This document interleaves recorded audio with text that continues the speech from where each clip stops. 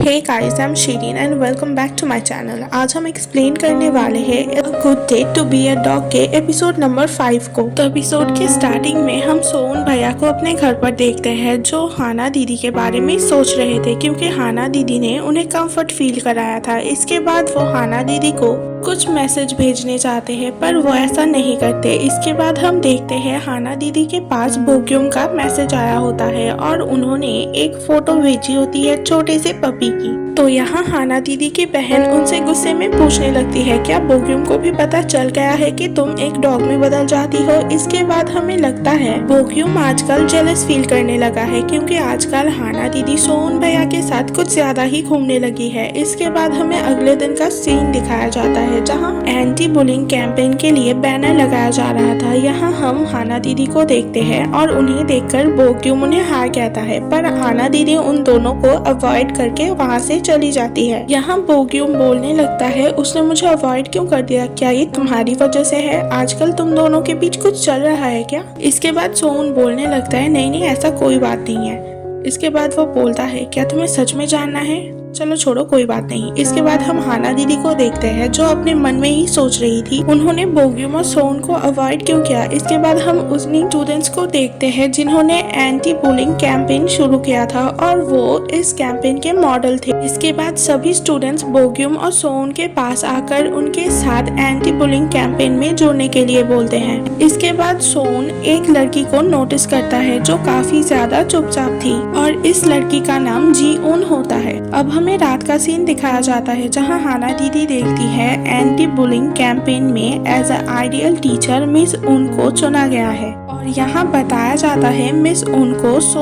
उन भैया ने ही चुना था। इसके बाद हाना दीदी काफी ज्यादा गुस्से में आ जाती है और वो खाना खाने लगती है। इसके बाद हम चोई उन और सोन भैया को देखते हैं। सोन भैया चोयुल से पूछता है क्या उसे जी उन के बारे में कुछ भी पता है। यहाँ चोयुल पूछने लगता है आपने हाना मैम को चूज करने की बजाय मैम उनको क्यों चूज किया। अब हमें अगले दिन सुबह का सीन दिखाया जाता है जहाँ हाना दीदी देखती है मैम उनके आसपास बहुत सारे बच्चे घूम रहे थे और इससे हाना दीदी को थोड़ी बहुत जलन हो रही थी। वो काफी ज्यादा एम्बेरस फील कर रही थी और यहाँ वो गुस्से में अपना काम करने लगते हैं। तो सोन भैया बोलते हैं जरा संभाल के तुम्हारे हाथ में कहीं लग ना जाए। तो हाना दीदी बोलती है तुम्हें मेरी बजाय मैम उनकी फिक्र करनी चाहिए क्योंकि उन्होंने ही तो आइडियल टाइप टीचर का खिताब जीता है। और यहाँ सोन भैया को भी समझ आ जाता है कि हाना दीदी को जलन हो रही है। इसके बाद हमें दिखाया जाता है कि सभी स्टूडेंट्स जी उनको बुली कर रहे थे और क्लासरूम के बाहर से सोन भैया को इनकी आवाज सुनाई देती है। इसके बाद वो अंदर आ जाते हैं और सभी रुक जाते हैं। यहाँ बाकी स्टूडेंट्स बोलने लगते हैं कि ये सब तो बस एक्टिंग की प्रैक्टिस कर रहे थे ताकि इन्हें वीडियो बनाने में कोई दिक्कत ना हो। पर यहाँ सोन को भी इस बात पर यकीन नहीं होता। इसके बाद वो मैम उनके पास आते हैं और बोलते हैं मुझे आपसे कुछ बात करनी है, आप मेरे साथ थोड़ी देर के लिए बाहर चल सकती हैं। इन दोनों को बात करते हुए हाना दीदी और उनकी फ्रेंड देख लेती है जहाँ हाना दीदी की फ्रेंड बोलने लगती है सोन तो बहुत ज्यादा स्ट्रेट फॉरवर्ड है, वो कितना मैनली लगता है। यहाँ हाना दीदी बोलने लगती है मैनली माय फुट। इसके बाद हाना दीदी की फ्रेंड बोलने लगती है तुम इतना चिढ़ क्यों रही हो, क्या ये इसलिए है क्योंकि तुमने आइडियल टाइप का खिताब नहीं जीता। यहाँ हाना दीदी बोलने लगती है क्या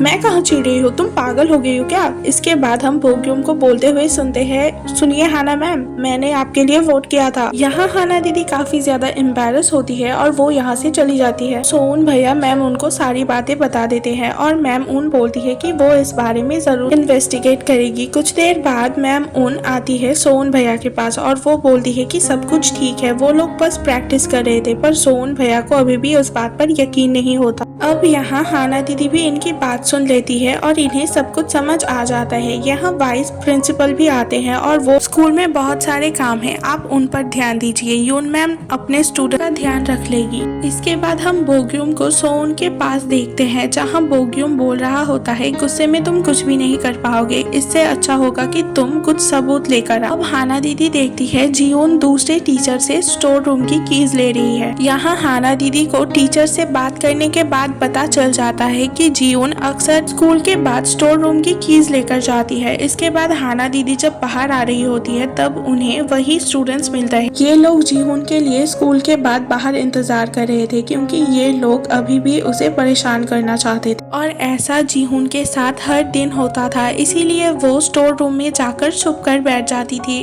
अब सोन भैया के पास हाना दीदी का कॉल आता है और दूसरी ओर हमें दिखाया जाता है कि जीउन को वो स्कूल बुलीज अभी भी कॉल कर रहे थे और उसे बाहर आने के लिए बोल रहे थे। वो बोल रहे थे अगर तुम अभी बाहर नहीं आई और हमने तुम्हें ढूंढ लिया तो तुम्हारे साथ बहुत बुरा होगा। और जीहुन काफी ज्यादा डरी हुई थी। तभी स्टोर रूम का डोर अनलॉक होता है और यहाँ हाना दीदी और सोन भैया आ जाते हैं, जिन्हें देख के जीहुन चैन की सांस लेती है। इसके बाद हमें दिखाया जाता है कि वो स्कूल बुलीज अभी भी यही थे। अब जीहुन अपने टीचर्स को बता देती है कि जुनहे नाम की जो लड़की है वो स्कूल बुलीज में लीड करती है और वो ऐसा इसीलिए करती है क्योंकि उनके वीडियोस के नीचे किसी ने कमेंट किया था कि जुनहे से जीहुन बेटर एक्टिंग करती है। इसके बाद हमें अगले दिन सुबह का सीन दिखाया जाता है जहां सोन सभी टीचर्स को स्कूल बुलीज के बारे में बता देते हैं, पर यहाँ वाइस प्रिंसिपल बताने लगते हैं कि ये कोई बड़ी बात नहीं है, जब स्टूडेंट्स ग्रेजुएट हो जाएंगे तब ये सब कुछ मैटर नहीं करेगा। तब सोन बोलने लगता है इसके बाद जीहुन को जो इमोशनल डैमेज होगा वो कभी भी रिपेयर नहीं हो सकेगा।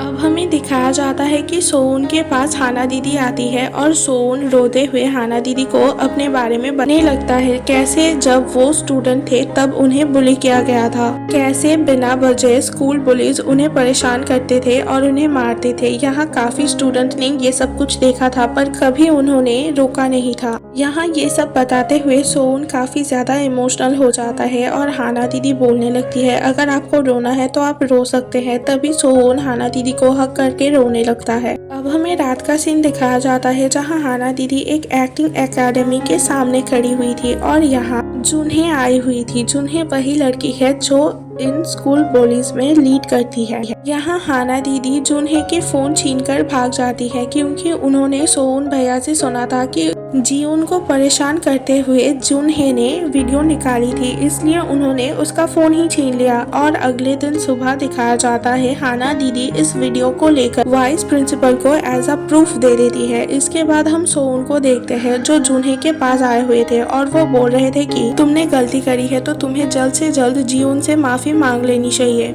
अब हम सारे टीचर्स की मीटिंग होते हुए देखते हैं जहां वाइस प्रिंसिपल बोल रहे थे कि उन्हें ये सब नहीं चाहिए था, पर उन्हें अब प्रूफ मिल चुका है तो उन्हें अब कुछ ना कुछ तो करना ही होगा। अब यहाँ जुनहे को उसकी मॉम का कॉल आता है जो अपनी मॉम को बता रही होती है कि उसने किसी को भी बुली नहीं किया है और इसके बाद उसे समझ आ जाता है कि ये सब कुछ सोन भैया की वजह से ही हो रहा है। तो वो प्लान करती है कि वो ऐसा प्रिटेंड करेगी कि सोन भैया ने उसे सेक्सुअली हरास किया है क्योंकि वो सोन भैया से बदला लेना चाह रही थी और इसी बात को हाना दीदी ने बाहर से सुन लिया था तो वो भी कुछ बैकअप प्लान कर लेती। अब हमें रात का सीन दिखाया जाता है जहां सोन भैया को जुनहे का कॉल आता है और वो बोलती है कि वो स्कूल से ड्रॉप आउट हो जाएगी पर उससे पहले उसे कुछ बताना है और वो सोन भैया से उसी वक्त मिलना चाह रही थी, जबकि सोन भैया बोल रहे थे कि वो अगले दिन सुबह उसके साथ मिलेंगे, पर फिर भी सोन भैया को उसके साथ मिलने के लिए जाना पड़ता है। अब हम देखते हैं हाना दीदी डॉग में बदलने के बाद उन बुलिस के ऊपर नजर रख रही थी। यहाँ बुलिस के पास जुनहे का कॉल आता है और वो ये सब कुछ अपने हेड पे लगे हुए कैमरा से रिकॉर्ड भी कर रही थी। यहाँ उन्हें पता चल जाता है कि जुनहे कहाँ सोन से मिलने वाली है, पर तब तक इन स्कूल पुलिस को भी पता चल गया था कि एक डॉग इनका पीछा कर रहा था। इसके बाद हाना दीदी और उनकी बहन चोयुल को कॉल करते हैं और ये सब कुछ बताते हैं। इसके बाद चोयुल भी उनके साथ हान रिवर के साइड जाने लगता है। यहाँ हम जुनहे को देखते हैं जो गेस कर लेती है कि ये सेम डॉग है जिसने उसका फोन छीना था।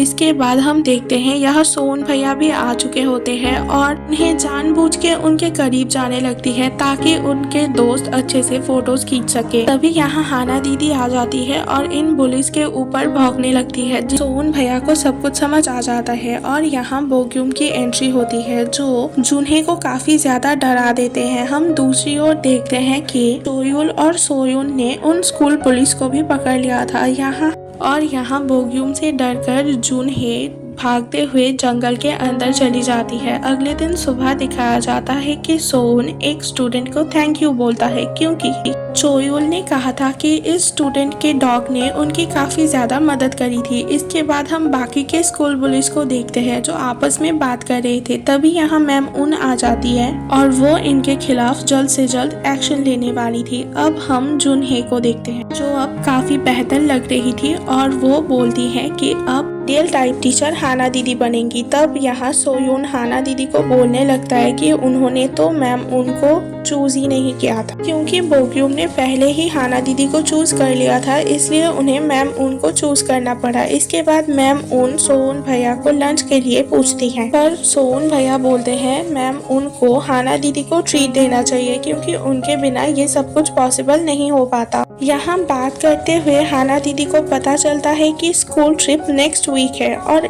इससे पहले हाना दीदी को डॉग से इंसान में बदलना होगा, तो इसलिए वो चोयुल से मदद मांगते हैं और चोयुल भी सोन को राजी करा लेता है कि वो अपने दोस्त के डॉग को कुछ दिन के लिए अपने घर पर लाएगा। रूल्स के हिसाब से आधी रात को हाना दीदी को सोन को किस करना था, पर वो दोनों ही सो जाते हैं, जबकि चोयुल भी काफी कोशिश कर रहा था कि वो ना सोए, पर दोनों ही सो जाते हैं और इनका प्लान कामयाब नहीं हो पाता। अगले दिन सुबह जब हाना दीदी उठती है तब उन्हें पता चलता है कि वो इंसान में बदल चुकी है और इसके बाद हाना दीदी चोयुल के कपड़े पहन के घर से बाहर निकलने की कोशिश करते हैं, पर तभी यहाँ पीछे से सोउन चोयुल समझकर हाना दीदी को रोक लेते हैं। यही हमारे 5th एपिसोड का एंड हो जाता है। Thanks for watching. Subscribe to my channel.